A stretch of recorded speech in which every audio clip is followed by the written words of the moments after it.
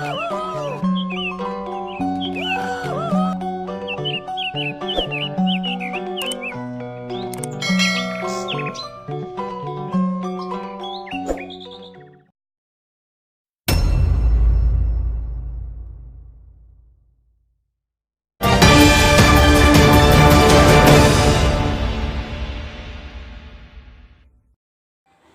tepunggu dibawakan ku Dio sarang sapi.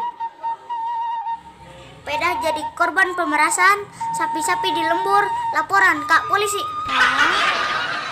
Waspada tindakan kriminal di jero bus.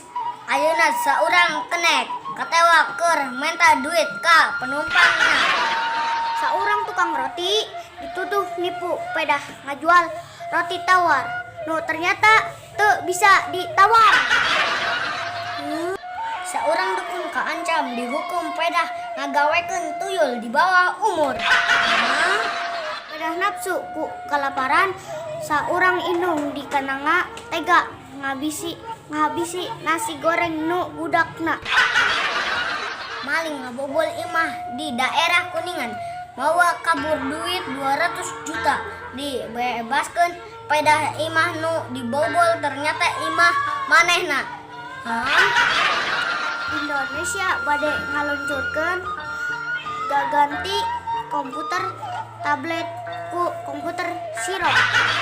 Para ahli ngabewarakeun motor gigi leuwih boros daripada motor metik.